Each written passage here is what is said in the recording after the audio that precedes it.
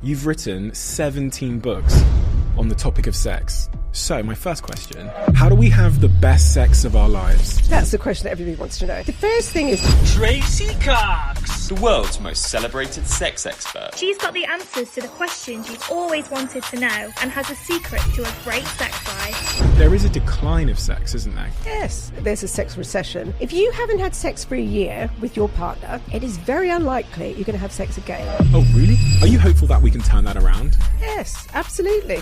The key thing is Women's fake their orgasm. we have known that women don't orgasm through penetrative sex since Kama Sutra. And yet most men will go, yeah, I've heard about that. Women aren't having very many orgasms during partner sex. They're always fake. The way to solve the whole orgasm thing is, How do we predict if someone's going to cheat on us? number one, being close doesn't actually protect you against infidelity. You become so close to your partner, they're your best friend, you just don't see them as a sexual partner anymore. If you understand how sex works and if you can make sex good with your partner, affairs can be so preventable in so many different ways.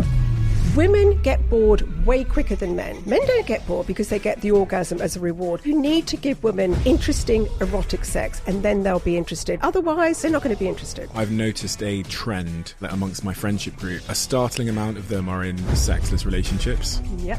What are some of the most important solutions? If you want to have great sex, you need... That's what you have to do if you want a good sex life. I think that's phenomenal advice.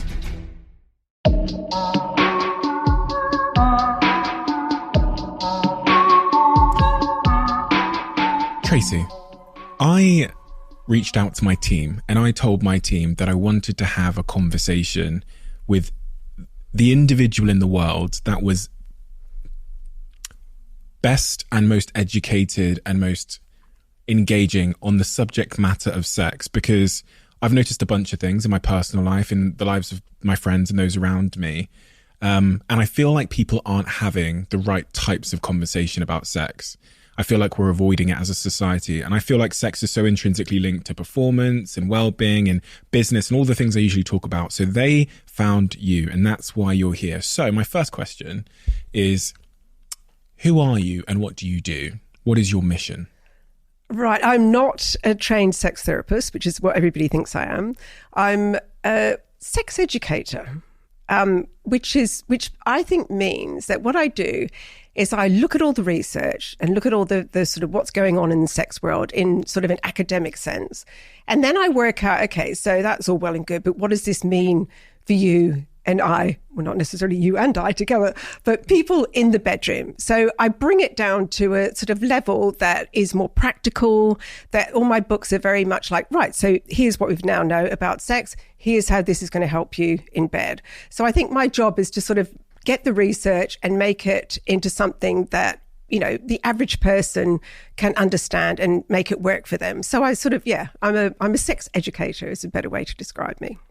You know, part of the reason I wanted to speak to you, as I said at the start of this conversation, is because I've noticed a trend. I've started to smell it amongst my friendship group, where a startling amount of them are in sexless relationships. Yep. And they're not, you know, your book here says great sex starts at 50. My friends the friends I'm talking about are in their 30s. Yes. And and there's lots of things here. There's lots of thoughts, and I want to figure out which ones are true. So I'm going to say a bunch of things which are inherently naive, and I know they are. So the first one is like, why aren't they having sex more often? And is that a problem? Are their partners to blame because they seem to want to have sex and their partners don't? Is it wrong? Are those relationships therefore broken, and should they break up with their partners because they're not having that much sex? So we'll go into all of that, but let's start with the point you raised about how lust and love are not necessarily great bedfellows. How does one, if they're in that situation where they really love their partner, they're really, really close to their partner, but they're feeling like the intimacy has ran out the back door because of, you know, that sexual intimacy has ran out the back door. How do we create that balance? You talk about something called otherness, which I thought was really compelling in your new book. Such a big question that is, because that's the question that everybody wants to know. How do you keep desire going long term? The otherness thing is all about the close couples kind of become like Tweedledum and Tweedledee. They don't do anything separately. But you need to have separateness from your partner. And this is why during COVID, no one had sex at all. In the beginning, it was like, fantastic, we can have sex at 11 o'clock in the morning. And then it was like, oh, we can have sex anytime we want. How unappealing is that? You know, the more available something is, the less we want it.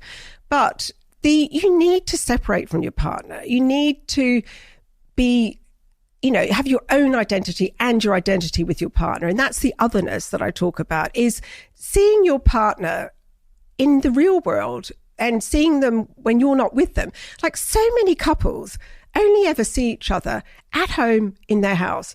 They never see each other out. And if you go out, I remember once, very early on into the relationship with my husband, Miles, he was walking through a restaurant and I'd arrived first and he hadn't seen me. And he was walking through the restaurant and I saw a couple of women look over at him and I was like, shit, you know, he's really attractive. Well, I knew that, but he's, you know, and if I don't, you know, he's out there all the time, you know, like people are going to be attracted to him. So it sort of makes you lift your game a bit.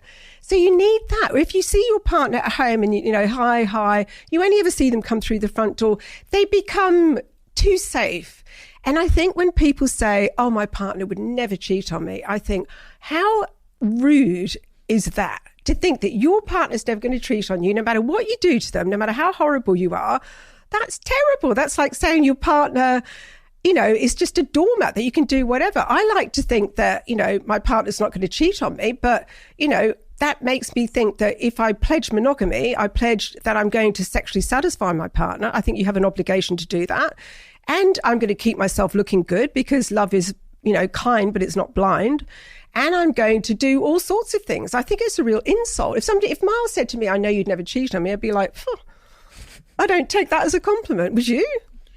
I think it's important to know that your partner will go and leave you if you drop the ball in a variety of different ways. And I think that one of the interesting points you raised there is about like physical appearance or keeping yourself well or keeping yourself attractive. Do you think, and I've asked a few people this over time, do you think we have an obligation to stay in shape, attractive, whatever it might be, for our partners? Yes, absolutely. I don't mean like you have to have facelifts or, you know, anything like that. But you should keep yourself as attractive as you can, each of you.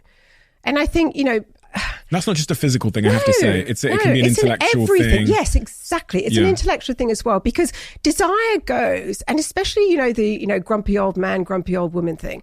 When people age, I think that they become very set in their ways and, you know, become quite, you know, you don't want to be the bitter and twisted person. You could look like, you know, a Greek god. And if you're bitter and twisted, your partner's still not going to want to sleep with you. So yes, I do think we owe it to each other to say, you know, to look as good as you can and to be as positive as you can. There is nothing less sexy than being with somebody who's miserable all the time, who's a negative person.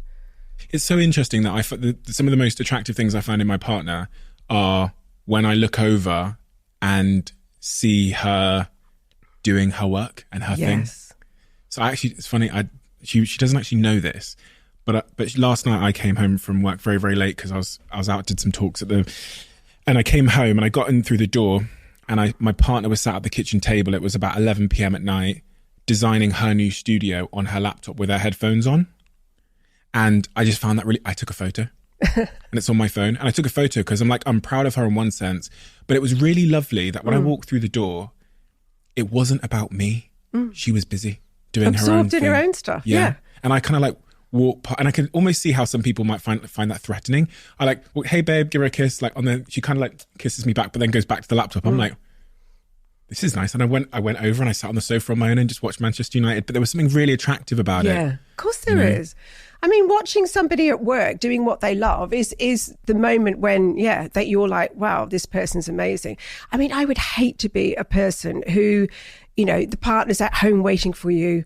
Yeah. And where are you? And it's all about, so what have you done? Nothing much. How was your day? Yeah. It's not healthy for a relationship. That puts it too much on one person. If you want to have great sex, you need to have an interesting life.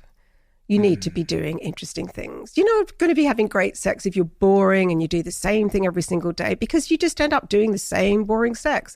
You need stimulation all the time. And that routineness is the enemy of... killer.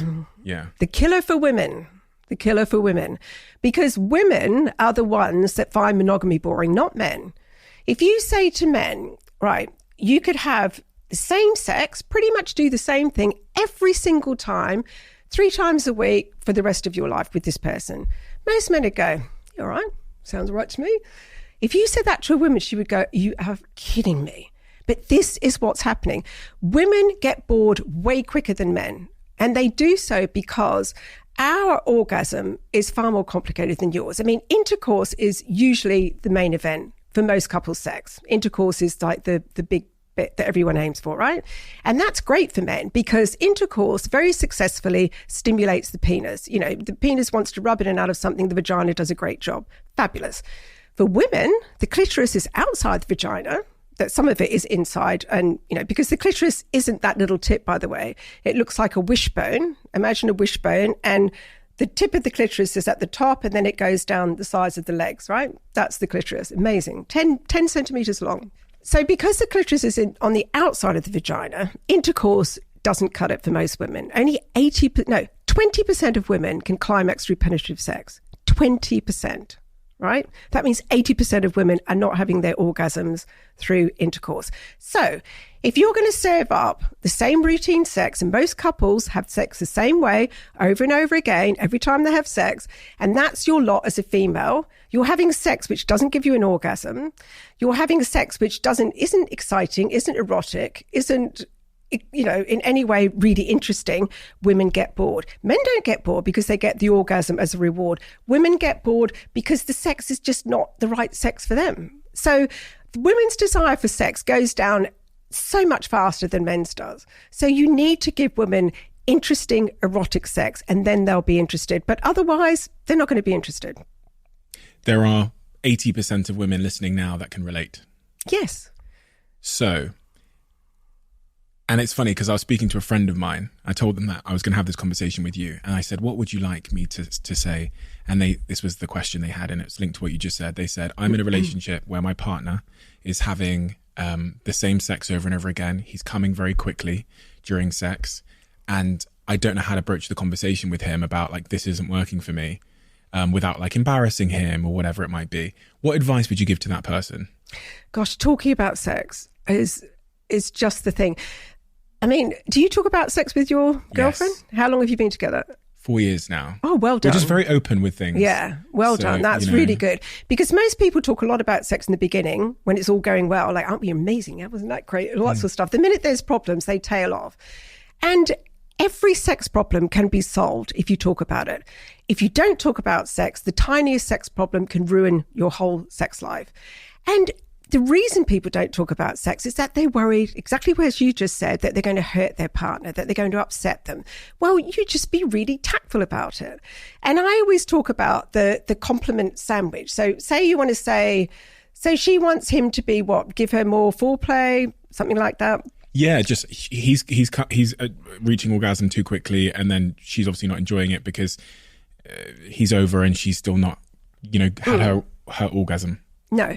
Well, the mantra for that is she comes first. Always. The way to solve the whole orgasm thing in several ways, one of the ways is to have, give her orgasms through oral sex, fingers, vibrator, and then you go on to intercourse, which is when he gets his orgasm. So that's it's what a lot of couples do, a lot of straight couples do. You'll notice actually when I talk about sex, I talk about straight couples. The reason why is that gay couples have a lot better time of it because they've got the same issues going on. So it sort of helps if you're gay in lots of ways.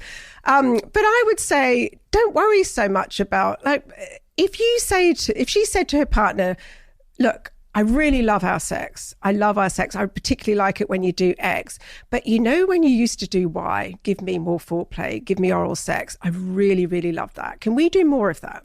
So you're not saying, actually, you're not lasting long enough. And not lasting long enough is not going to be an issue with most women because they don't have their orgasms through intercourse anyway. So I think that men need to calm down about that. They feel like they have to go on forever and ever and ever. And it's like, well, she's not going to orgasm that way anyway. She's going to feel like she has to. And then you get the faking it and all that sort of stuff comes into it. But talking about sex is such a huge issue for people. And the funny thing about talking about sex is that once you've done it once, it's the first conversation, especially, I deal with couples who haven't talked about sex for 30 years. And that first conversation is excruciating. You're so like, oh my God, this is awful. I just want the, earth to move, open and get rid of me. But once you move past that initial awkwardness, which seriously lasts 3 minutes, then all of a sudden this relief, the amount of couples who say, oh my God, I can say, actually, I don't really like it when you do that. Can you do this? And does it worry you that, my erection isn't as hard as it was when I was young? And you get reassurance, and then they're falling over themselves. You will never, ever, ever regret trying to talk about sex with your partner. It is the number one thing you can do for your relationship. So she should think about what she wants, be very specific. Men particularly, they respond best to very specific instructions. So instead of saying, look, this sex isn't working for me because, you're climaxing too fast and then all of a sudden it's over and I'm just left high and dry. If you say, this is my idea of the perfect sex session, can you just let's just take turns, we each design our own perfect sex session. Could you start with kissing? You could move on to kissing my neck. I really like it if you play with my breasts, and then I love oral sex, but could you do it for a bit longer? Very specific. And people are like, well, that's like telling saying can you say you love me? And then they say, I love you back. But no, giving instruction in sex is really, most people are really grateful for it. And it might feel a bit awkward the session after that, where he's thinking, oh my God, I'm just doing exactly what she says. Isn't this embarrassing? And then all of a sudden you forget about it. And then the next session is flowing and great. Okay, so a couple of counterpoints here, just from personal experience. One of the things I've always been a bit conscious of, one of the things that I think has irked me a little bit is, and this goes back to what you said about lust, this kind of spontaneity and the riskiness of it, is I don't want rules, I don't want rules. I don't want to be instructed during sex or even worse. I don't like that. Do it like this. Oh, no. It kind of kills the, I think sometimes you can become a little bit like boy being told off by his mum. You know what I mean? Yeah. That can have an impact on one's erection and their mindset. I think sometimes for guys, so much of sex is flowing, feeling like you can flow.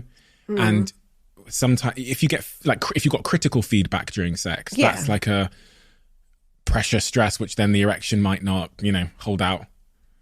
Well, first of all, it's natural for an erection to come and go during any sex session. So that's not really important. But maybe, criticism isn't great. Don't do it like that. Move over here. Or in a very barking, Sergeant Major, can you move to the left? That's not so great.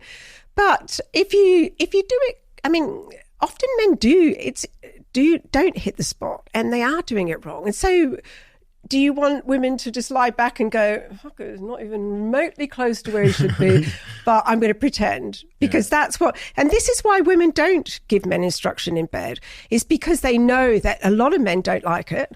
A lot of men, it does disrupt the proceedings, but then it's very quickly back on track if you do it, if you go and do what exactly she wants. Personally, I think sexual instruction, you can say, oh, just over to the left a bit, or that feels great there. And, whenever you can give positive feedback rather than negative is great. So I'm sure you wouldn't mind if she says, no, that's perfect, stay there, do it for 100%. Longer. Yeah, exactly. The key thing is the positive framing. Yeah, that's the key thing.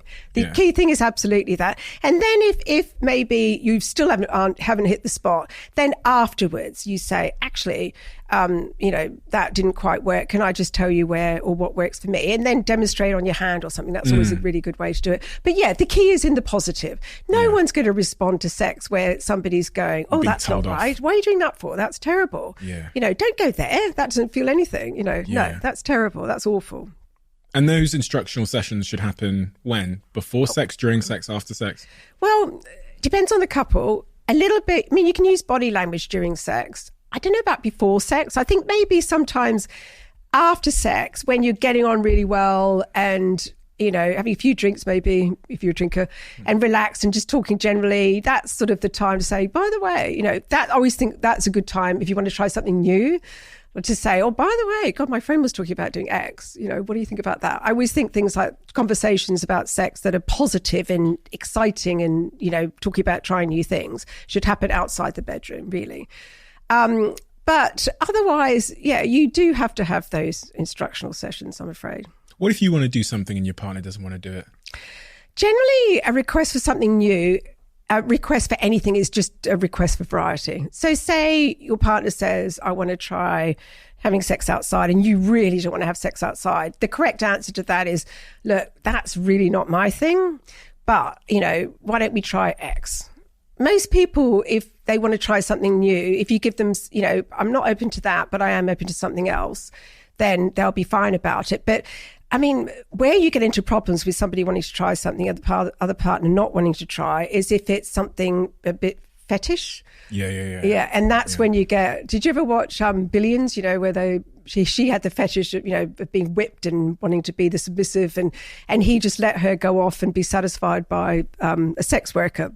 That's one option, by the way. If your partner has a fetish, is to just go, okay, I accept that you've got this fetish and it's not for me. So if it's really so much part of your makeup that you can't live without it, then go off with a sex worker and satisfy it. That's the extreme version. But most of the time, I think, or you can meet halfway. Like say your partner, say you want to have a threesome with two women. Well, then the meeting halfway might be that you have phone sex with the sex worker. Maybe you role play it. Maybe you go to a lap dancing club and she gets a lap dance by someone. There's always some kind of compromise in there where you can capture a sense of what the other person wants. Okay, so let's go back up to this initial question. My friends, they're in their 30s. Sexless relationships. They are increasingly frustrated about it, it seems. It's funny, I've got this collection of my best friends. So we're very talkative and communicative around our sex lives and stuff. And I just noticed that in various ways, they're in situations where they don't feel like they're getting enough sex from their partner, and they see it as a critical problem, which might result in them, for example, being cheating or ending the relationship. Even in my own sort of sexual experience, what got me really engaged with this subject matter was I was in a relationship where my partner turned around to me one day after 6 months and said, like, I don't like having sex. Oh, and as a young man, with you, or just I don't like having sex with me. Oh, and great. as a young man, I think with an ego, I thought, well, what does that mean? That's super emasculating. Does that mean that I'm not hitting it right, or like maybe it's her problem, whatever? And so I went on that journey. What did she mean? So it's interesting because we separated. Yeah. My reaction was very and also I turned to her and said, like, why? And she said, the next sentence was, I'm not comfortable talking about that with you. Oh. Yeah. So for me, that was like the door had closed. Of course it did. Because where do you go with that? Yes, exactly. Yeah. So I broke up with her. Yeah. And a year passes. We both go to different places. We both going to, figure ourselves out a little bit. And on her journey, she really got to understand that at the heart of her relationship with sex was this fear that had derived from previous relationships where the partner was very forceful, apparent cheating, all of those things that we kind of discussed earlier. So it wasn't that she necessarily didn't like having sex. There was a lot of psychological work to be done on removing that fear of like abandonment. And really, if I made her feel safe, really, really safe, then the sexual appetite would return. That's what happened. Oh. So a year later, we get back together. We end up having the best sex of our lives on an ongoing basis.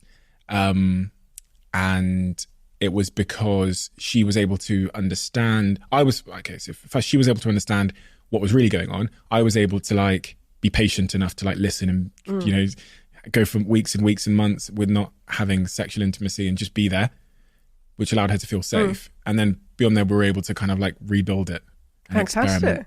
And we're still together today. Oh my God. So this is your girlfriend? Yeah.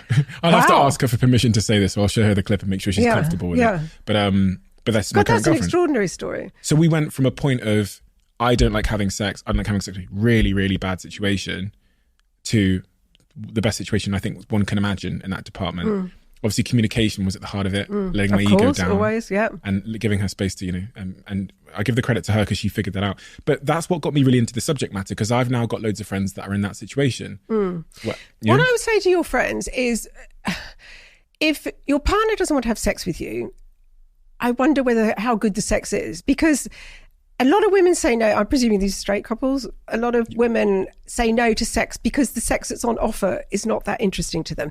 So for this, we need to talk about sex drives, spontaneous desire versus responsive desire. Have you heard of that? Yes. Yeah. From reading your book. Oh, right. So spontaneous desire is 2/3 of men have spontaneous desire, and it's the desire that everybody has at the beginning. And by the way, if you want to know somebody's resting libido, you've got to wait about a year. You have to wait about a year to find out what their real libido is, because it's always so artificially inflated at the start, right? But so spontaneous desire, 2/3 of men have this. It's the, want to seek sex, want sex, seek sex. They can go from people with spontaneous desire, could be like scrolling through Instagram, somebody sexy walks past and it's like, wow, I'm instantly aroused for sex. They go from 0 to 100 very quickly. They seek out their mate, want sex, and they're off, right? Responsive desire means that you have no desire for sex or very little desire for sex until somebody is actually doing something to you sexually. So this is somebody who, maybe is with their partner wants to have sex, they're not even slightly interested, but goes, okay, look, I'll give it a go.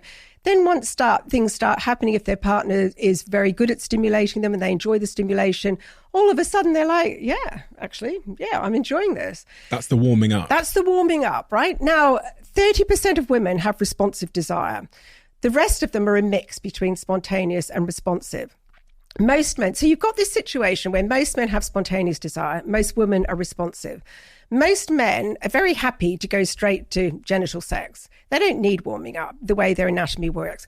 For women, foreplay isn't a luxury, it's a necessity, because in order for sex to be comfortable, you need the vagina to tent. So it literally puffs up so that it can, take a penis comfortably. So if you don't wait for that to happen and you go male style sex, go straight for penetration, she's not even off the starting blocks and suddenly you're penetrating, sex isn't great, and then it's all over. So for men, you could have not even thinking about sex to having finished within 10 minutes. For women, they need time to warm up because their sex drive is responsive. So they're almost like blink and it's over, and they haven't even got to 5% desire. And this is the problem with couples. And that's I'm talking about a very basic couple who probably don't talk about sex and who aren't terribly sexually savvy. So I think people have an vague understanding that women need more foreplay. I mean, that's been drummed into men, hasn't it? But I think that what women don't understand is that women think, at the beginning it was great, it was all spontaneous, desire was there. When you get into a long-term relationship, desire doesn't tap you on the shoulder anymore. You have to create it. And women, I think because that spontaneous desire is gone and they don't feel like sex, it just doesn't come out of the blue unless they start having sex, they think, oh, that just must mean I don't want sex anymore. Wow, something's wrong with me. I don't want sex anymore. You do want sex. It's just that you've got to have sexy things happening to you before you feel the desire for sex. And if people understood that, if women understood it better and stopped saying, oh, well, it's obviously means my sex drive's gone. No, it hasn't. It's there. You've just got to have great stimulation and great sex to get it back. And the other thing about women is that we have this thing about that women want tame and they want romance and stuff. That's not true. So much research now shows that women like erotic, wild sex. I mean, they've done these experiments with women where they'll show them erotic videos and they'll wire up the genitals to measure genital response. So when you're aroused as a woman, blood flows to the genitals, same as men, and you lubricate. So they're watching all these videos, various sexy videos, and they have to say, full in the thing, is this arousing you? No, because society says no, we're not supposed to be. And the genitals are like, are you kidding? What are you thinking? This is fantastic. I'm absolutely, say yes to this, say yes to this. So there's such a big difference between what we're taught and what we would like. So if your girlfriend's saying no to sex and you're in a long-term relationship, it's because you're not giving her interesting enough sex. Give her exciting, erotic sex. Give her something like, actually, this is what we're going to do. I mean, look at 50 Shades of Grey. That got middle-aged women wanting sex, but women who hadn't wanted sex for 20 years. I remember being on a holiday with my husband and we started talking to this couple. And it was around the time when 50 Shades came out. And she knew what I did. And she said, God, I hadn't really had great sex with my partner. I wasn't interested in sex, for like 10 years. She said, I read the book. I'm sitting there at 2:00 in the morning. I'm looking down at my partner. I'm thinking, I really just want to wake him up and have sex with him. And she said, and I've never, and then she said, and I read the books and suddenly I was back into this erotic sex with my husband that I'd forgotten about. Like, you think of sex, it's like, oh God, here we go, kissing, a bit fumbling, you know, and then the routine sex. But give people something interesting. Like all your friends, give her really interesting scenarios. Take her somewhere sexy, push her out of her comfort zones. Don't give her romance. Don't give her, you know, give her sexy sex, and then they'll be interested. I'm thinking of my friends like posing that and how uncomfortable they'd feel. Really? Like, babe, I want to drive to the countryside and da-da-da-da-da. Because, you know, when you've been with someone and you've become that kind of sibling thing that you described earlier, they might almost look at you with a bit of horror. Yeah. Yeah, you wouldn't go straight from not talking about sex to like, and we're going to go to a lap dancing club tonight. And no, you have to have the conversation. You have to bite the bullet and have the conversation. Because the thing about sexless relationships, if you haven't had sex for a year with your partner, it is very unlikely you're going to have sex again with your partner unless you confront it head on. If you just think, yeah, this will pass, it will never pass. You're not going to suddenly go, oh my God, look at that. We haven't had sex for 5 years. Let's go to bed now.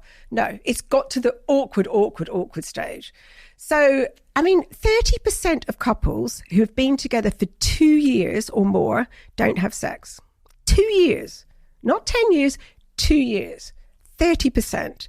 It is very easy to get out of the habit of sex. And once you're out of the habit of sex, the less often you do it. And then couples get into this thing where it's like, God, we haven't had sex for ages. But you know what? Next weekend, we'll have this marathon sex session and that'll make up for it all. And then the marathon sex session is like, oh, God, how am I going to find time for that? Or, you know, that's a bit daunting. And then, of course, you'd have to have sex for like 6 weeks to make up for the session. So it just becomes more and more insurmountable. So I always say to people, just have little bite-sized bits of sex.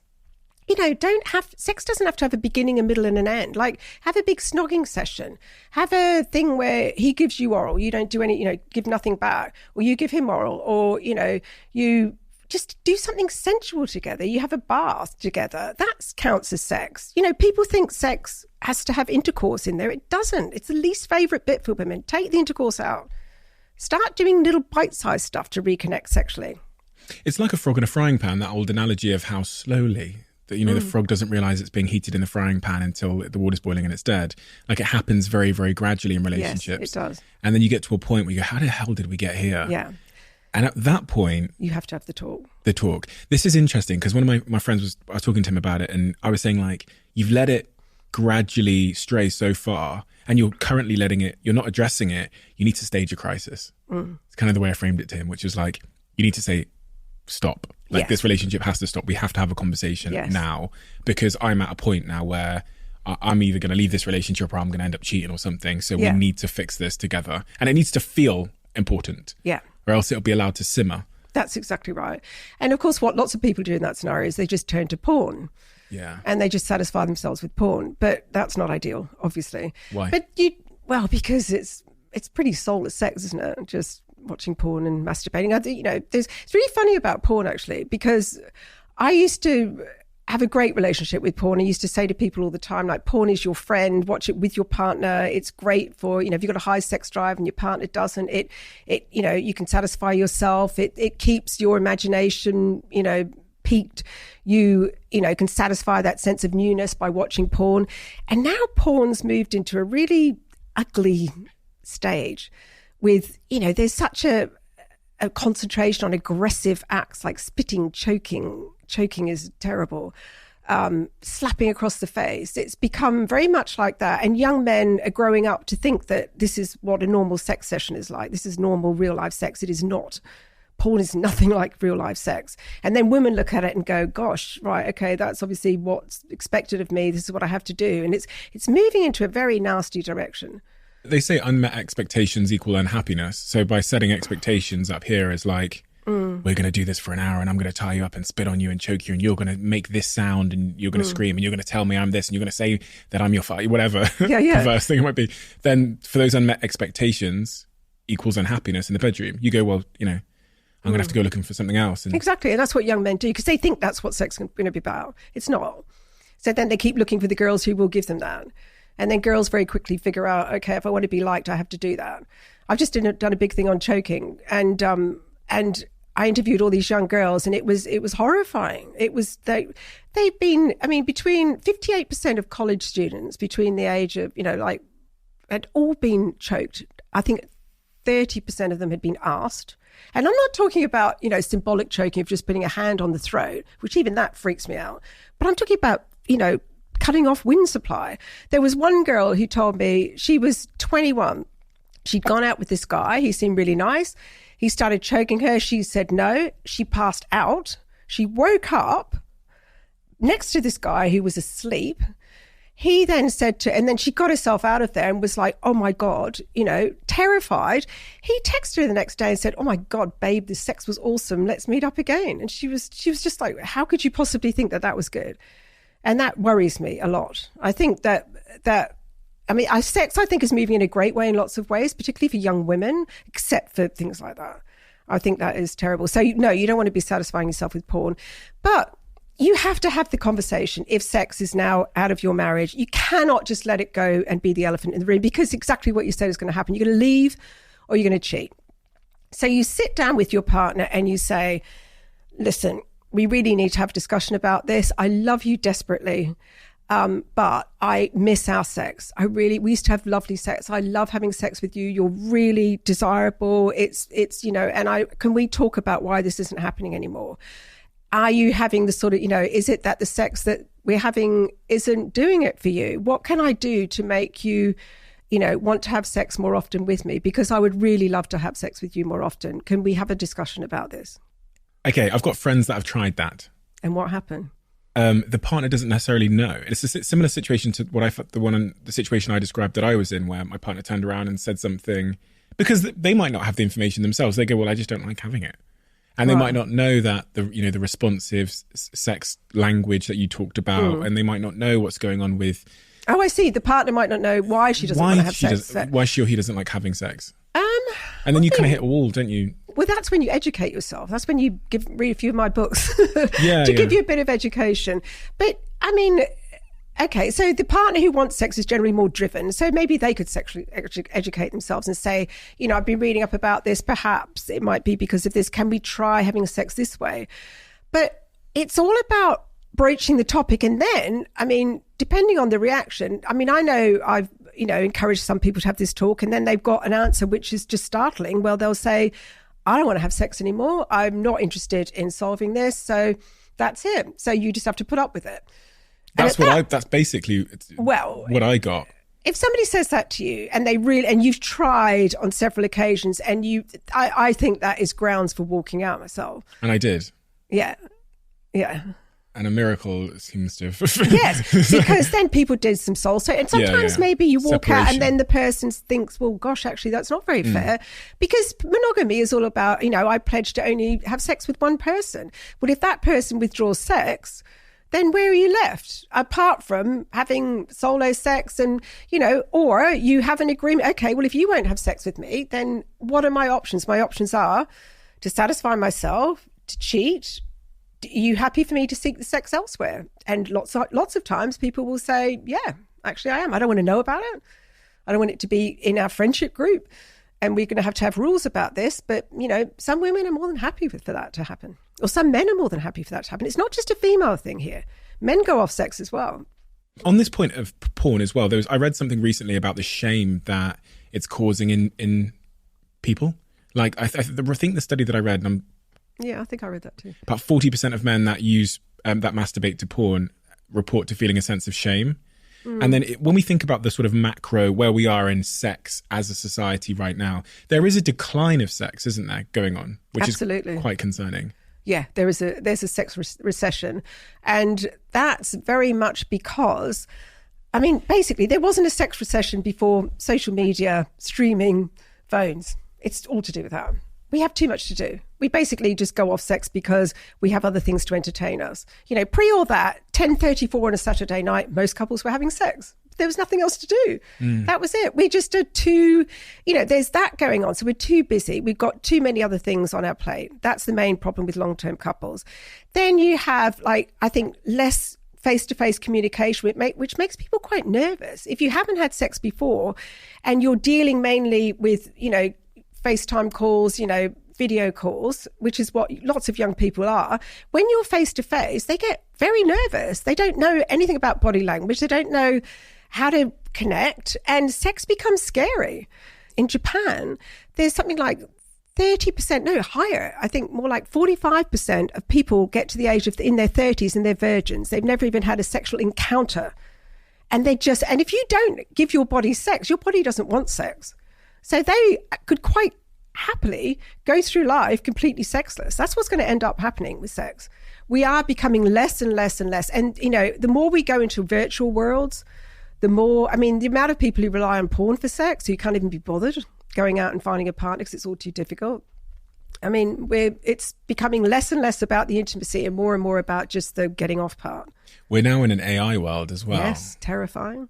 Which is very interesting. Yes. Because you're now, we've heard about sex dolls and stuff like that over the years, but a sex doll that can speak to you with such depth and reason and apparent emotional nuance and understanding is really, really scary. Mm-hmm. You can think, I was thinking about all the different ways that AI is going to disrupt us as like the social fabric of society. And one of the really clear ways that was, you can now have a sex doll in your house that speaks to you, that comforts you, that understands your problems, understands what you're going through, and can give you unbelievable advice, will never shout at you, will never criticize you, and will please you in a personalized way. It will learn how to please you. Sounds great, doesn't it? Fantastic. Let's just swap our partners for that person. No, but we're right there. We're on the doorstep of that world. And you know what, though?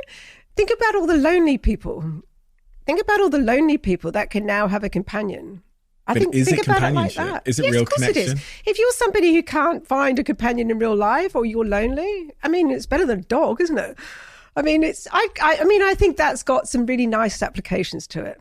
But it's also got some dire applications to it, because then it ultimately we'll end up with no population, will we? Because no one will be having sex with a real person. Yeah. So I think you can see the short term. Oh well, Dave's going to be slightly less lonely potentially, right?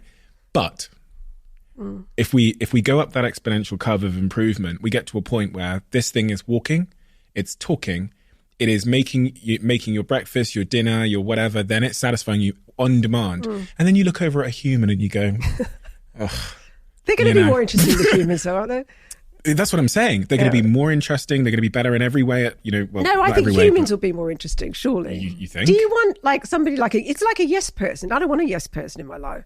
I want somebody who's going to challenge me. Do people think they do? Yeah.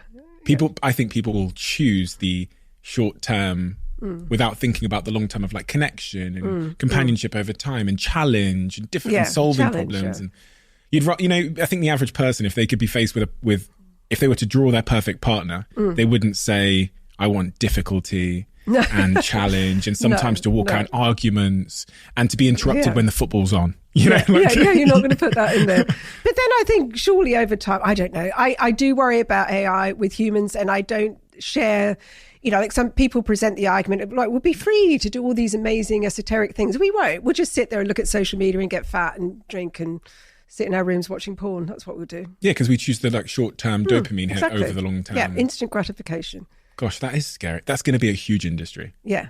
It already is a big industry. Is, yeah. But these living AI sex dolls will be a huge industry. I don't think they've quite perfected the robot bit, though, have they? So there's a couple of things happening in tandem. Elon Musk is working on his own robots at Tesla. We have Boston Robotics, I believe they're called, who have been working on robots for a long time. But it's going to move very quickly, as all exponential curves do. So now we've got the kind of machine learning modeling, MLM, AGI, they call it, artificial general intelligence stuff, moving quickly. The robotics side, I think, is going to gain pace because now there's a greater demand. But it's really, really, it's one of the things did you see that film Blade back in the day? No. I saw Lars and the Real Girl. Do you remember that? That was about a guy who had a sex doll. Oh, really? And the whole village sort of accepted it. And then when he didn't need her, he got a real person at the end. But no, I didn't see Blade. There's a scene in this film called Blade where he puts on a headset, and it's set, it was 20 years ago, but it was set in the future. Puts the headset on, and this headset, is exactly that. It's an AI that basically gets him off, and he has the time of his life. And actually, his partner sits opposite him, and they both put the headset on, and they. Yeah, I think I did see that. Yeah, it's a scary world. But that's what we'll be doing. We will be doing that. I mean, we're kind of going that way already with porn, and we talked about this sort of macro decline in sex. Are you hopeful that we can turn that around?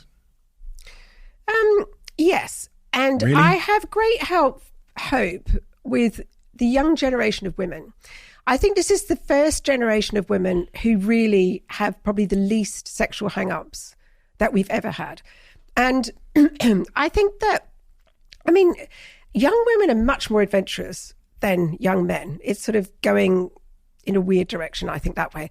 And all the young women that I'm in contact with, I'm talking about young women in their 20s, early 30s, we know that young women are more bi-curious than men. We know that young women are more interested in threesomes with two women than men are. We know that young women are more interested in going to a sex club than men are. We know that young women are more interested in polyamory. And they don't want several love relationships. They want the love relationship, and then they want to be able to have sex with men on the side. It's not men thinking like this is women thinking like this. And I think that it's going to make for more interesting relationships. And because women are overturning everything. Like, the motivation for affairs now has completely reversed. So men used to have affairs for sex. Now most men, if they're in a good relationship, will satisfy that with porn, right? Most men. Now men have affairs for love and affection.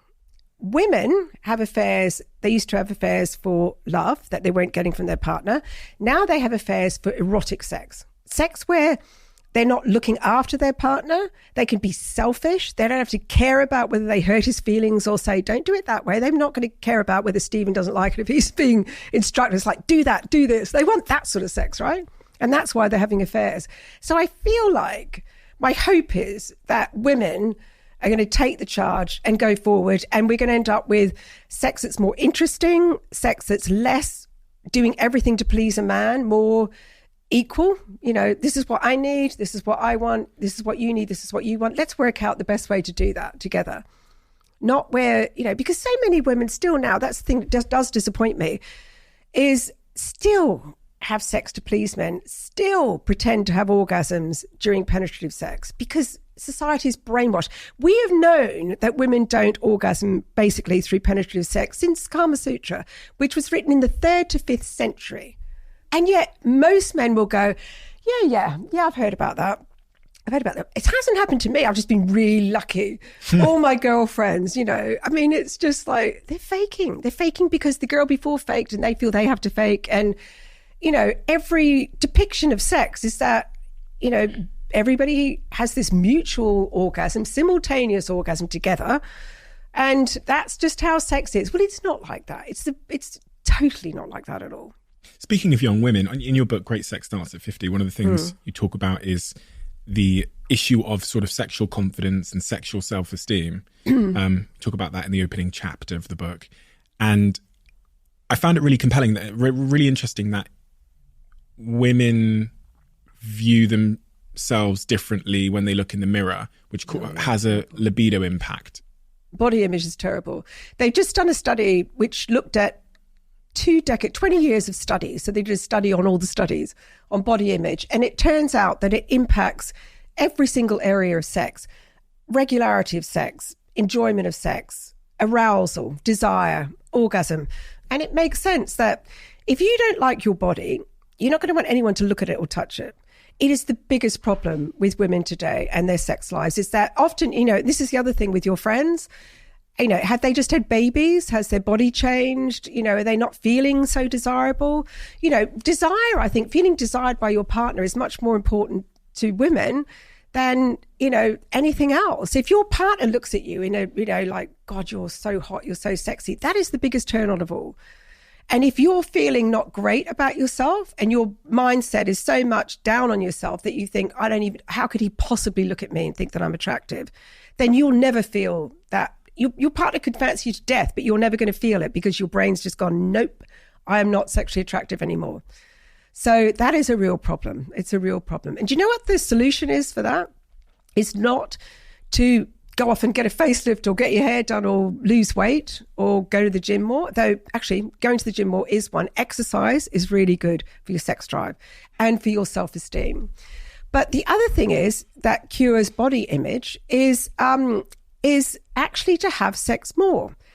If you have sex more often and your partner enjoys it, your brain goes on a subconscious level, well, you know what? It can't be that bad because he's having sex with me or she's having sex with me, whoever's having sex with you, they're enjoying it. And so your brain starts to make sense of it all and go, okay, right, I'm obviously not as undesirable as I think. And it starts to sort of become better and more able to be dealt with. So the more you have sex, the better, because it gives you confidence. And sexually confident women who think they're good in bed. So increase your skills as well. If you're worried that you're not a great lover, read up on it, buy some of the books, go online, look up technique, because technique is very important. And the better lover you think you are, the less you worry about what you look like in bed. We all know that sexually confident women win all the time. And sexually confident women put on weight the same way other people do as they get on in life, etc., etc. Their bodies are different after pregnancy, but they don't focus on that. They're like, hey, I'm a brilliant lover. Who cares? He's not looking at that. He's just thinking how fantastic I am. So it's more about increase your confidence as a lover, exercise more, and then the obvious, take yourself off social media, stop comparing yourself to other people, all that sort of stuff. But it's difficult. It's very difficult. And I think men suffer from this as well. That's so unbelievably true, especially the part that it also relates to men, because I've got multiple accounts from female friends of mine that are in a heterosexual relationship that have told me their partner won't have sex with them with his top off or with the lights on. And also the point there about how you solve that body confidence issue, that confidence comes from the evidence you get from doing the thing. Yeah.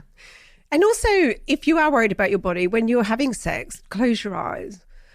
Close your eyes and think about what you're feeling. It's about what you're feeling, not like how you're looking. Because if it's stressing you out and you're looking and thinking, oh my God, he's looking at my thighs, he's looking at this, just close your eyes and go into yourself. Or become more active. That's the other way to overcome body issues, is if you're really active in bed and you're looking at your partner and you're talking dirty and you're making lots of eye contact that way, anything to sort of take yourself out of yourself is good. You either go into yourself and focus on what you're feeling rather than what you're looking like, or you sort of become way more active. That also works. 3 things that boost sexual self-esteem easily in your book. Initiate sex to feel more powerful. Yes, absolutely. Initiation is such a big thing on so many levels. And if you don't ever initiate sex with your partner, you're essentially saying, I don't actually enjoy having sex with you. I'm only having sex with you because you've asked me to have sex with you. And people argue about that. It's like, well, his sex drive is way bigger or, higher and all that sort of stuff. It doesn't matter.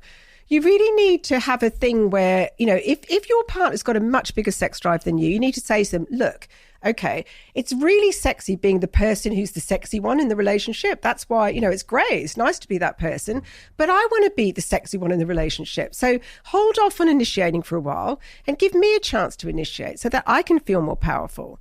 And it's such a great dynamic, that power dynamic in relationships is really important, that you have to be sometimes the dominant person, you have to be the submissive person, and if you swap around it makes for a much more interesting sex life. But if you don't initiate, it's a real cop-out to never initiate sex. I really do think so.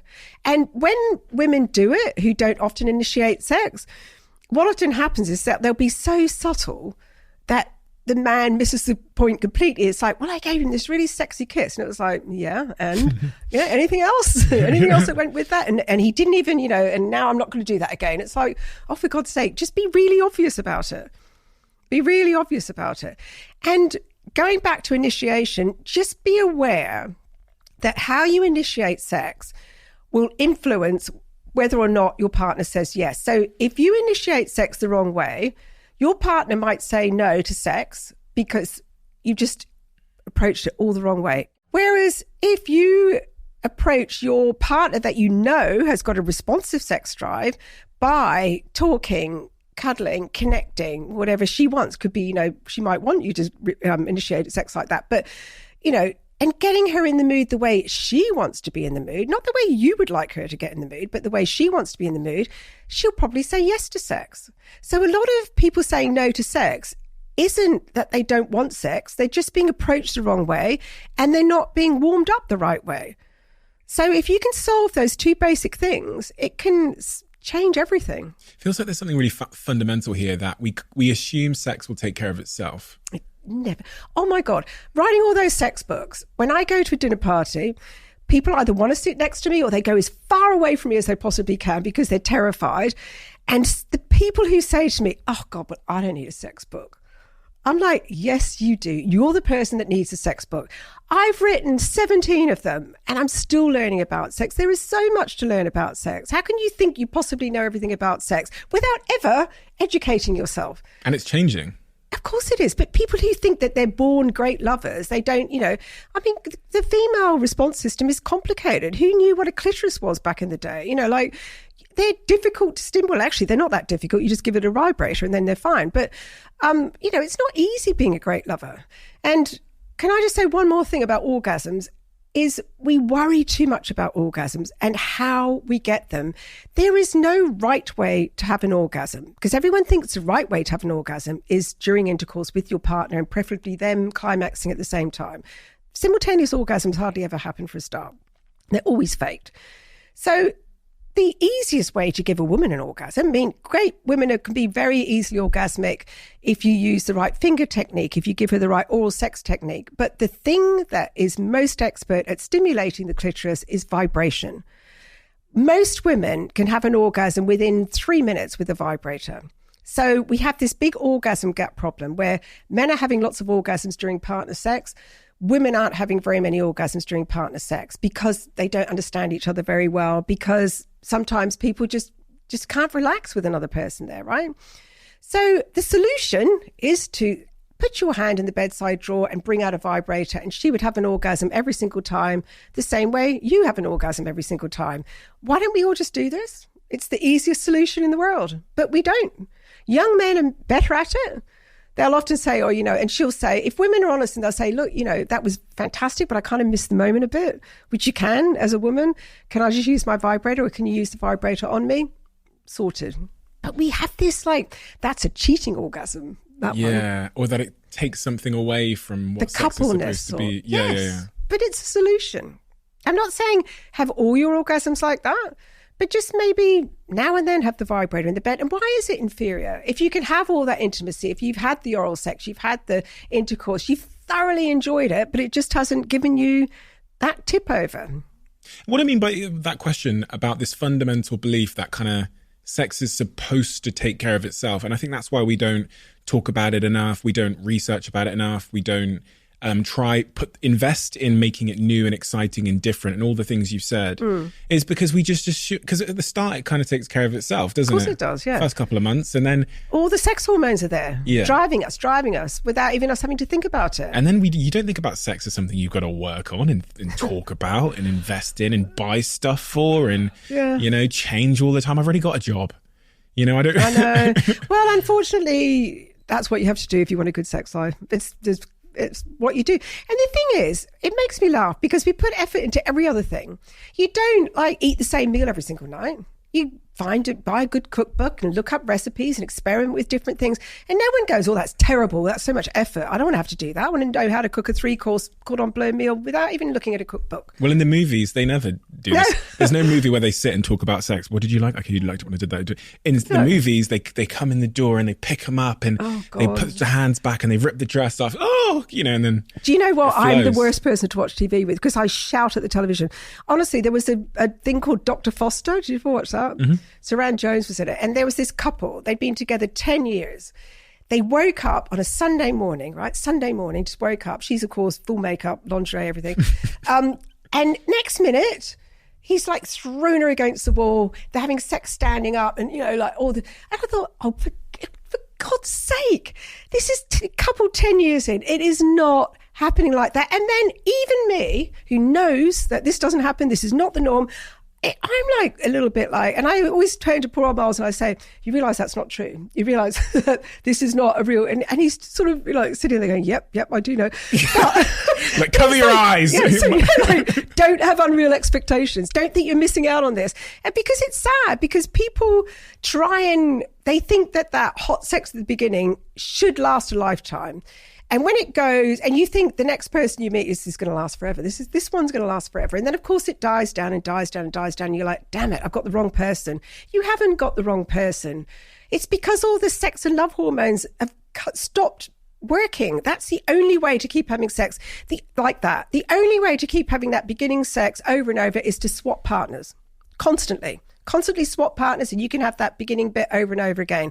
It is impossible to have the type of sex you have at the start when you're fueled by all these chemicals at the end of a relationship or during a relationship. Anything over 2 years, it's virtually, you can have satisfying sex, great sex, exciting sex, but it's not fueled by the same hormone. So you cannot recreate that.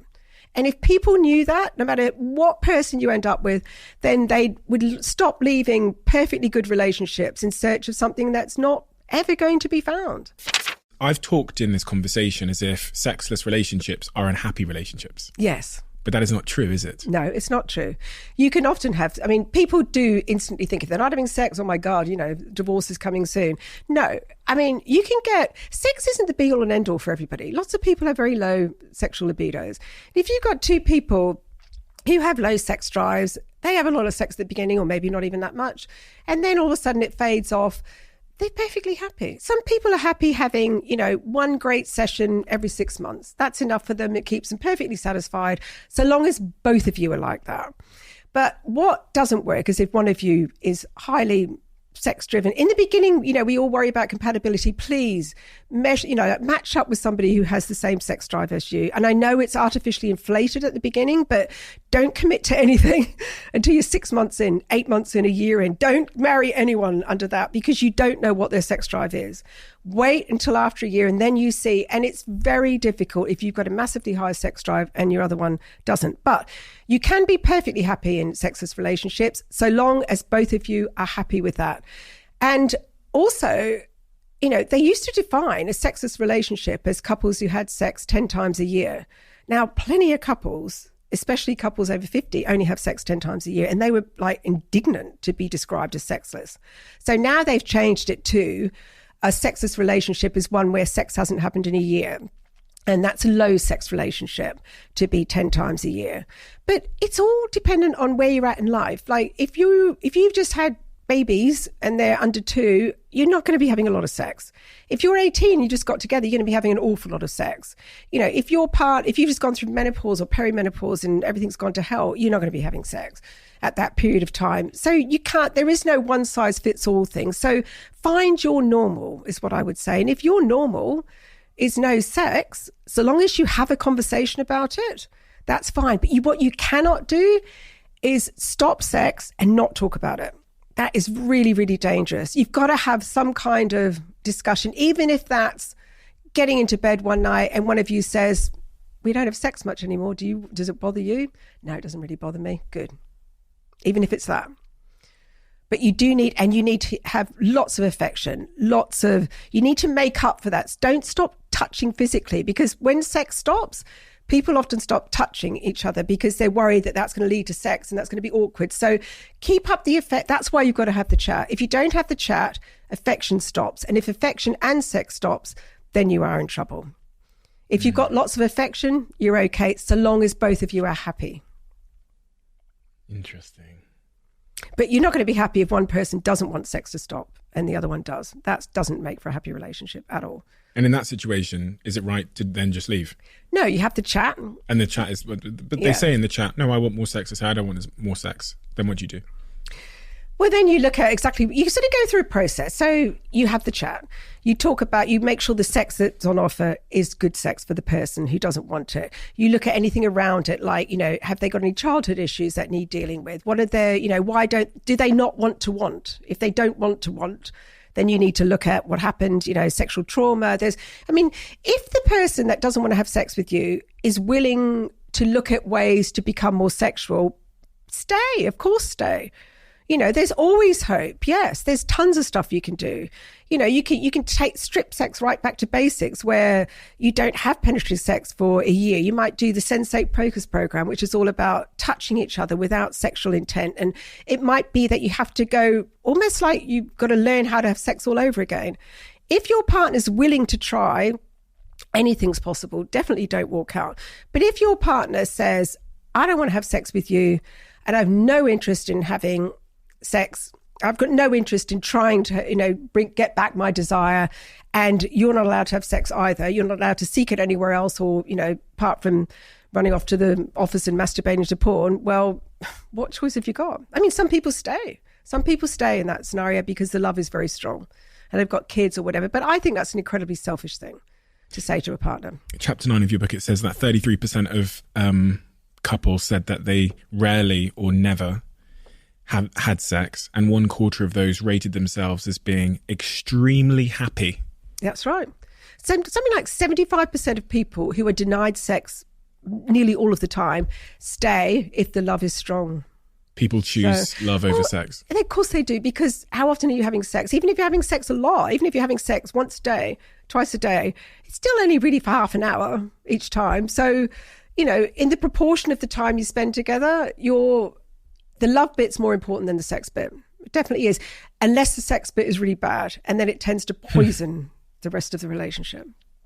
Do you do any sort of therapy for couples? Do couples ever come to you? Face-to-face, no. And do individuals come to you for advice in a professional context to get sort of therapy or anything? I do friends and friends of friends and stuff like that. I don't, because I lack the skills to disassociate. Oh, okay. This is why I never became a therapist, because I'm not very good at... There are ways to solve a problem where you can stand outside the problem, or you stand right in the middle of it all and take it all on, and I'm the stand in the middle person. And I wouldn't ever be able to... I would have no boundaries. They'd be calling me day and night, so no, I can't do that. What are the most common questions that people ask you about sex? And I'd like the ones that we don't talk about enough. So, I don't know whether it's erectile dysfunction or whether it's... Oh my God, erectile dysfunction for men is... Women don't appreciate how not being able to get an erection or, is the biggest psychological catastrophe men experience. We can't fake it. No. Penis envy. Who wants a penis? I certainly don't want a penis. It's all out there to see. We can fake everything. But it's really difficult for men. And I think men... I mean, we have a problem with Viagra, by the way. Viagra is a big problem because young men take Viagra because they want to have the biggest, hardest erections ever. And they're worried about... They have so much performance anxiety because they're watching too much porn and they think that that's real. So they take Viagra because they think just this once, I'll just, it's the first time I sleep with her, I want to be really hard. And then, of course, eventually you stop it or try to, and your girlfriend says, oh, this isn't, you're not as hard as you normally are. And suddenly you're back on this cycle. And then young women expect that is a normal erection, which it's not. Anyone who's looked at a Viagra-driven erection and a normal erection, they're completely different. And then on the other end of it, you've got older couples who, we've got two problems with when you get over 50 or 60. Men have erectile dysfunction and women have, dry vaginas and very, the vagina basically atrophies. So they've solved it for men. Great. Take this pill and suddenly you're like you were 18 again, but you're still with this vagina that's not 18, where it's going to hurt like hell.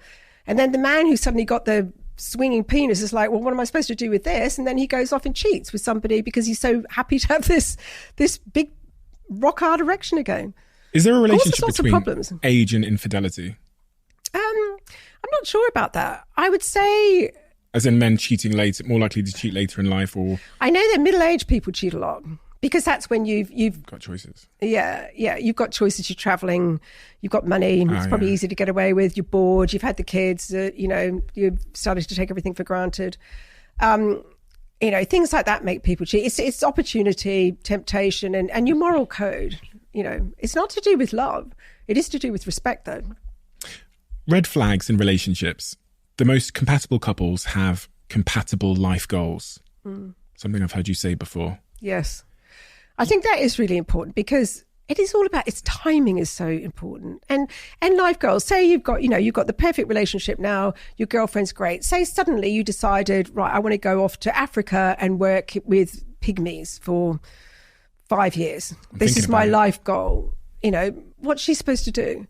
Of course, it's important to have the same goals. If you've got one person who wants adventure and you like to be hiking every weekend and, camping, my idea of hell, they're not going to match well with somebody like me who wants to be in a nice hotel and, having lots of cocktails. You know what I mean? Like, I don't mind the odd camping and hiking, but do you know what I mean? Like, you've got to be compatible.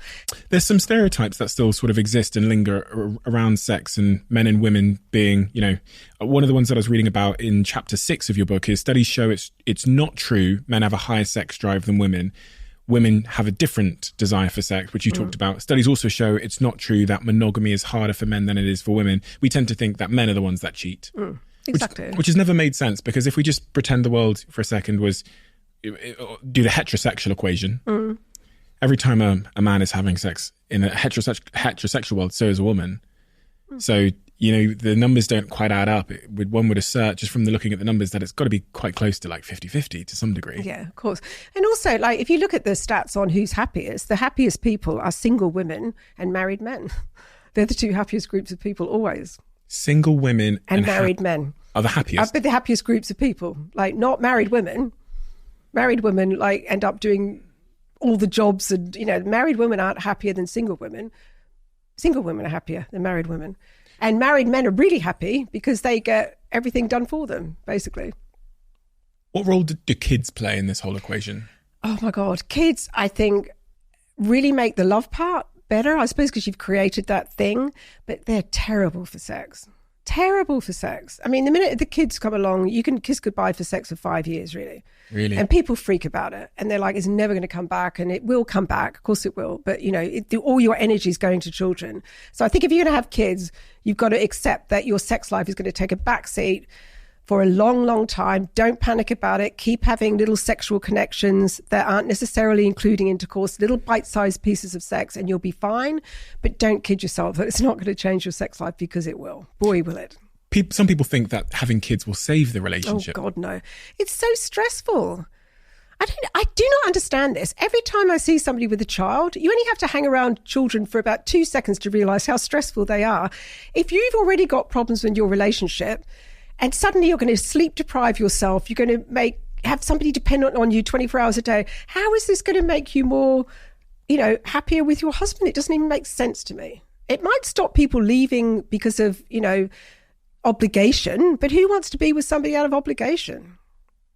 You said something that in your work that a neuroscientist told me on this podcast, which is that after the first year, non-parents are generally happier over time than parents. It's kind of a controversial idea.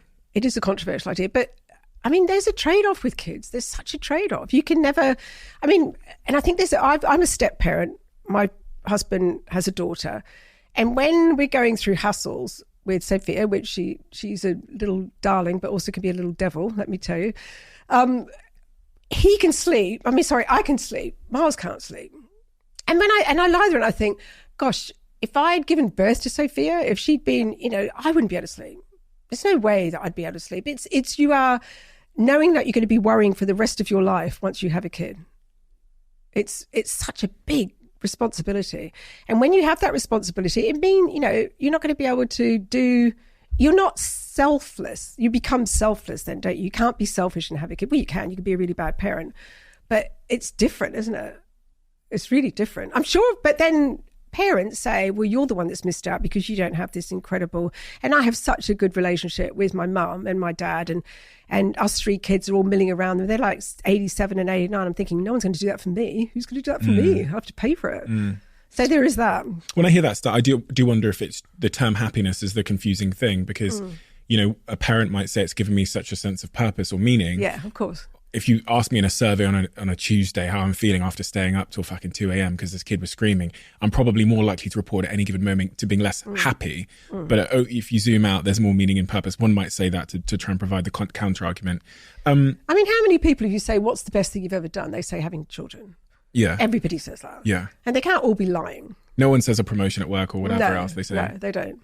So it must be, you know, I mean, not everybody says that, but I do know mothers who say, God, you know what, if I look back, maybe I wouldn't have done this. But they're very brave, and they tell childless women that. They never tell a woman with a child, by the way. Yeah, of course not. Yeah. Women's libido, I was reading in chapter 6 about women's libido tends to drop as they age, whereas men's seems to remain fairly stable throughout the relationship. stable, but then they have women struggle with the drop of, because menopause, with all the drop of testosterone and all the, estrogen, all those things that keep your genitals in good shape and keep your sex drive high. Men's testosterone drops as well, but then they're struggling with erections. So if you're an older man and you can get your head around that you're not going to get erections as easily as you did, and it doesn't bother you, you're going to be fine.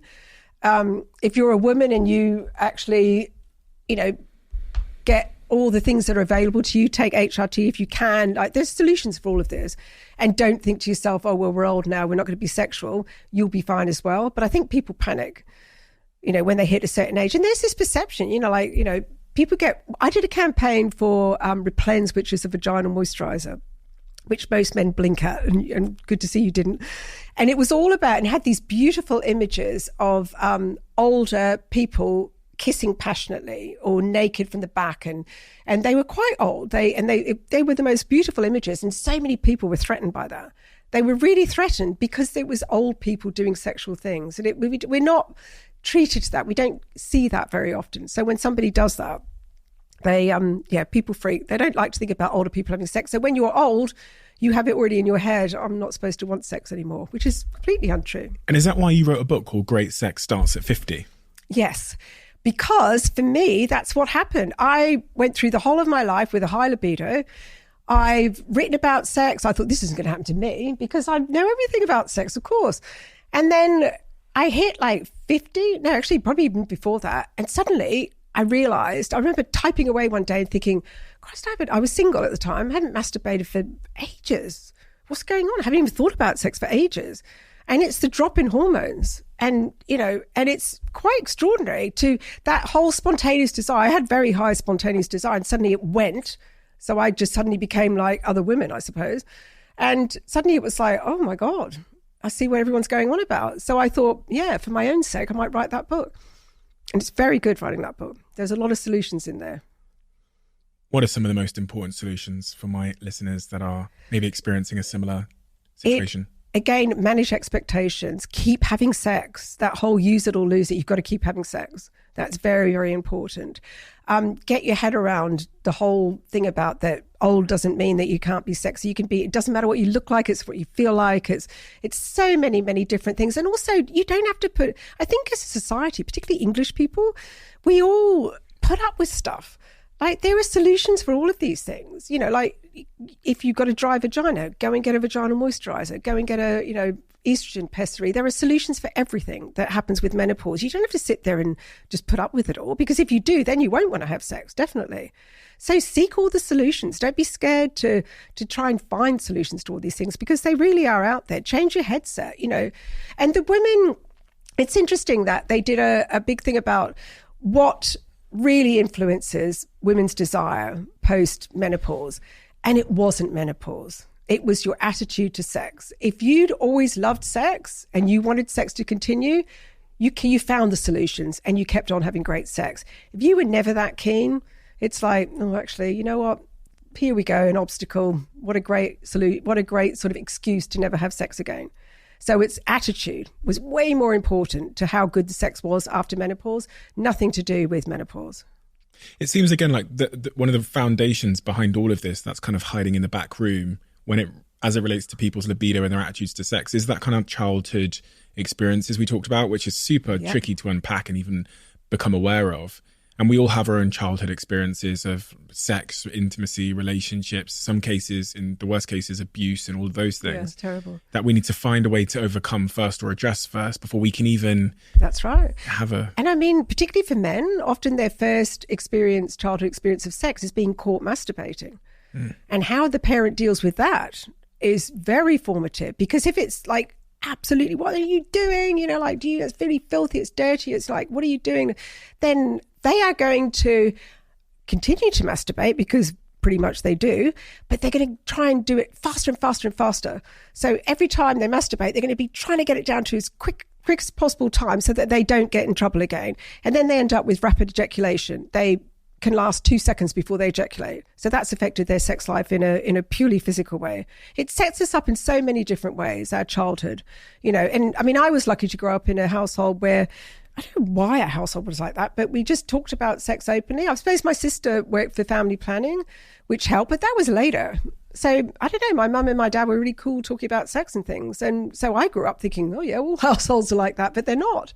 It's an unknown unknown. So how do you go about even solving for those things? I guess you have to go to therapy and start unpacking it. Yeah, well, just unpack it yourself. You have to just think about, you don't necessarily have to go to therapy. There's so much, I mean, the joy of the internet is there's so much online that you can do. If you typed in, I don't like sex as my parents, taught me. There's a book called Sex Smart, actually, which is very good about childhoods. Sex Smart, it's called. Sex Smart, okay. Yeah, you can still buy it. It's an old book, but it sort of delves into all of this. And yeah, I mean, I think I'm so pro-therapy. I think everybody should go to therapy. No one has a perfect childhood. And in fact, having a perfect childhood can also set you up for things. So, if we have a problem, if you have a problem with sex, going to see a really good sex therapist could sort it out very quickly. So don't leave it too late. God, I work out and I can't even pick all these books up. This isn't even all the books, is it? No. So you've got Hot Relationships, How to Have One, Great Sex Starts at 50, The SexTok to Fix Your Love Life Fast, Hot Sex, How to Do It. We've got Dare. Oh, that looks fantasies. Oh, that looks very 50 Shades. It is a bit. More hot sex. Okay. Would like to meet. Yeah, that was a TV show I did about dating. Yeah. Yes. Okay. That's interesting. With that. There's a question there I should ask because I'm thinking again about a friend that's just popped to mind. Is there something going on with male and female dating in terms of it becoming more difficult in the modern day and age? Yeah. There's some stats that one of my podcast guests shared about how women are having less children and they're finding it more difficult to date and to find a compatible male in the modern way that society is designed. And I've got friends that are, around that sort of mid-late 30s range that are really, really, really struggling in the modern world. It's almost men or women or both? Women. Right, yeah. I almost suspect that I actually don't have that many friends that are in that region that aren't. But it's almost like there's a generation almost caught in a gap where you're Gen Z, native to social media, the internet. That's where they grew up. And then maybe the older generation already partnered off because, they met someone at church. Or yeah. And then you've got this generation who are caught in the gap. Are they all high-achieving women? Yeah. Yeah, exactly. That's the problem. So what happens is you get, and this is why there are more and more single women now, because more and more women are high-achieving. So they're not like looking for a husband straight away.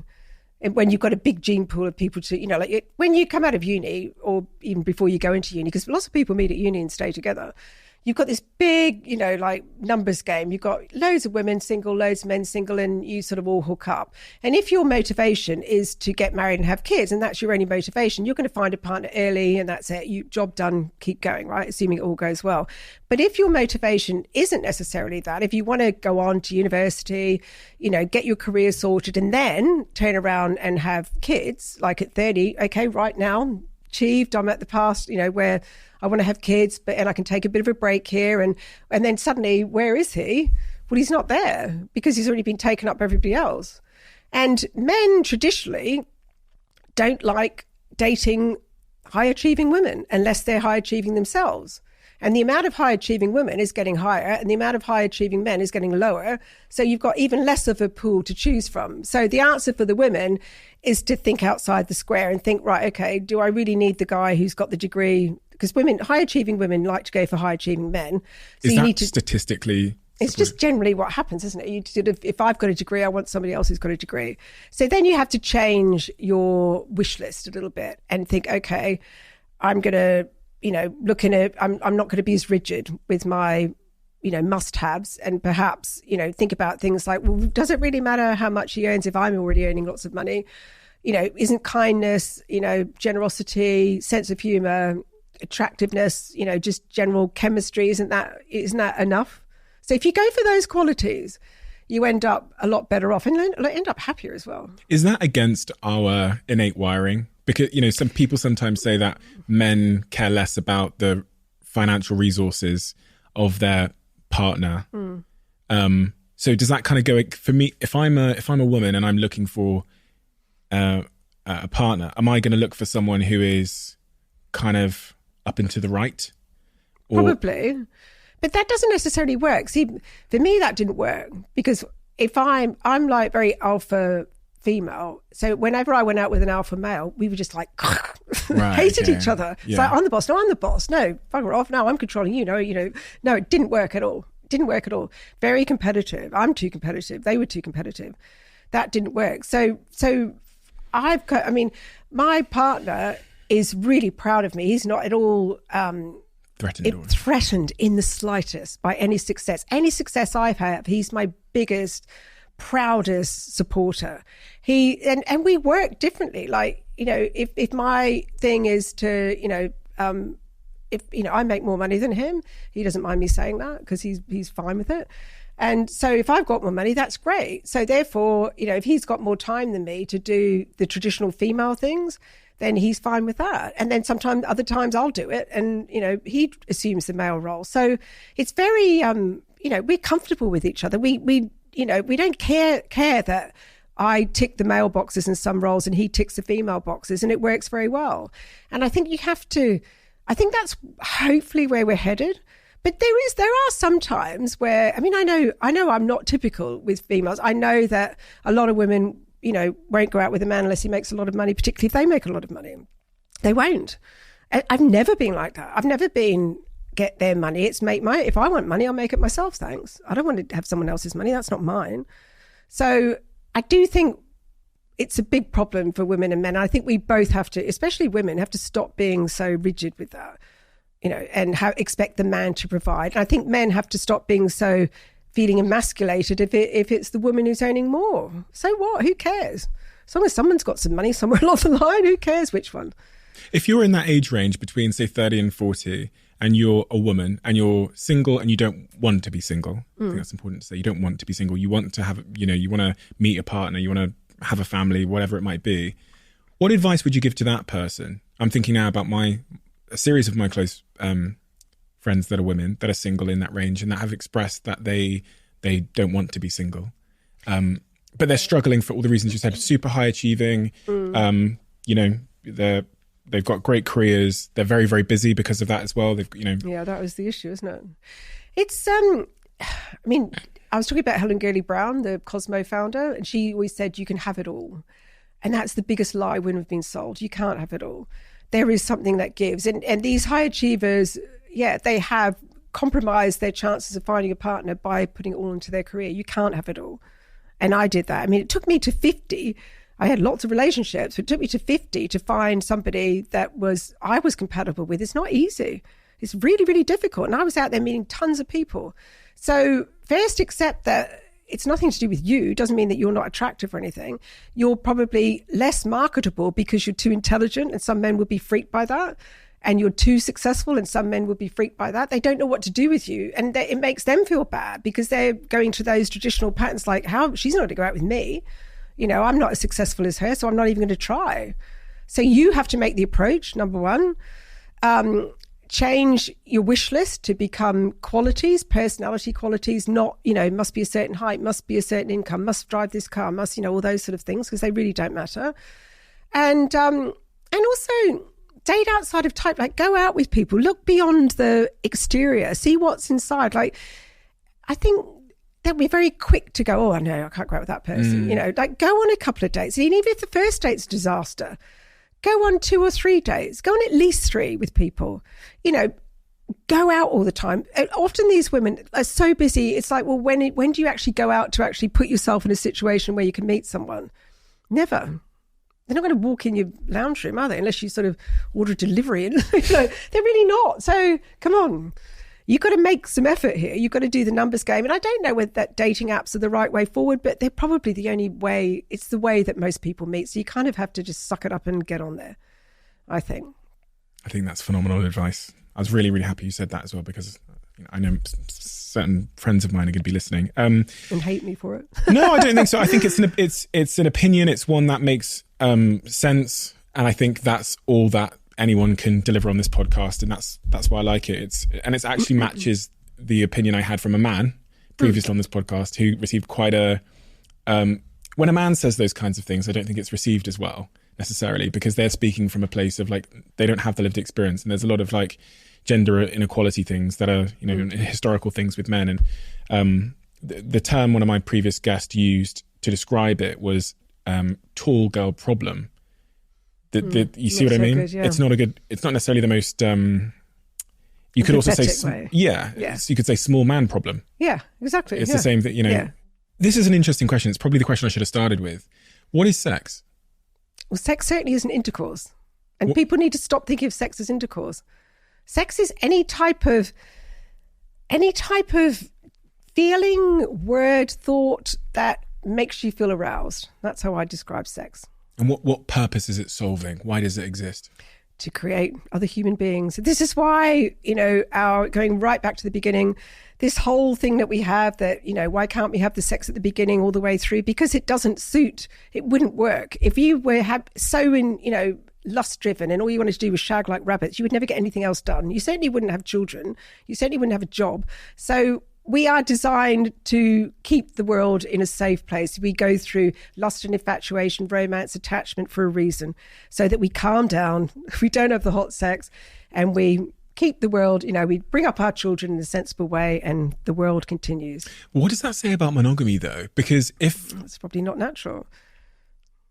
That's what I was going to say. Because if my sex drive is deteriorating to any degree, one would suggest that's encouraging me to go shag someone else. Well, it is, but you don't, because you love your partner. So it's a trade-off. It's always a trade-off. You can have the love and this contentment and the companionship. And this is why older, you asked about infidelity statistics. Older people don't cheat very much who are in good relationships, because they're not having that drive, that lust is gone. Your sex drive is lower as you get older.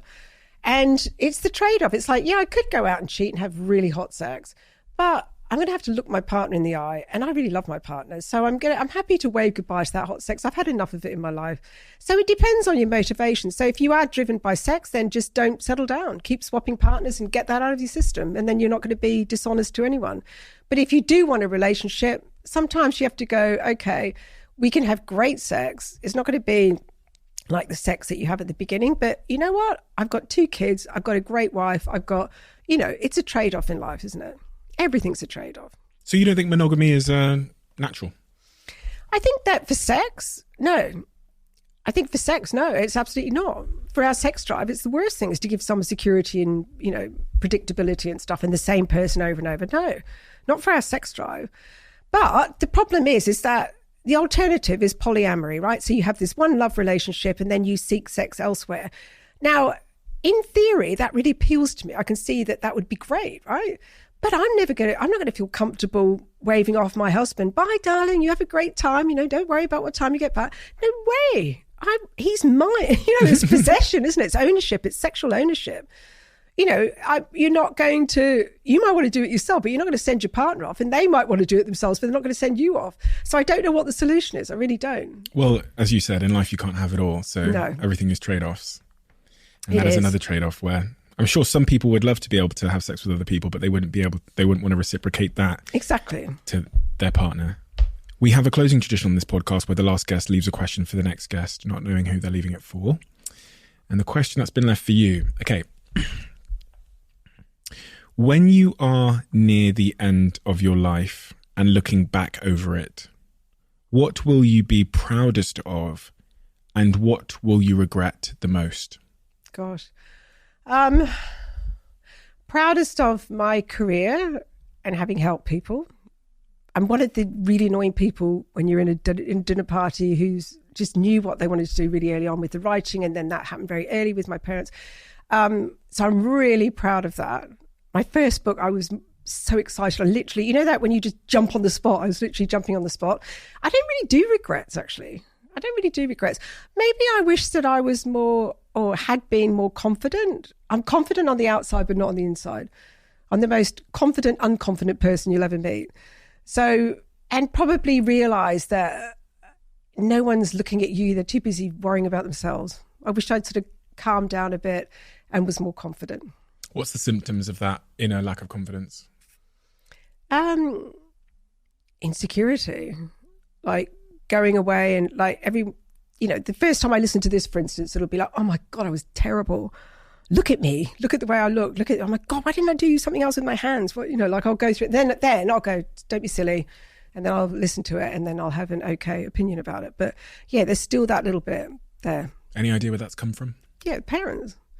When you're left on your own and feel abandoned at the age of 15, that's not great, is it? And then all these small things are a potential abandonment.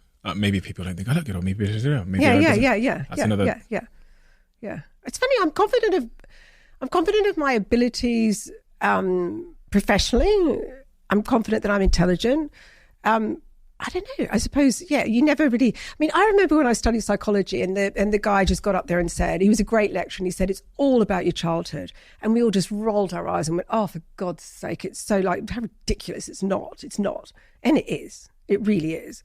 Like, I'm still that 15-year-old girl that stood there terrified. She's still there. And so it's interesting. But I put on a good show, like everybody. You certainly do put on a good show.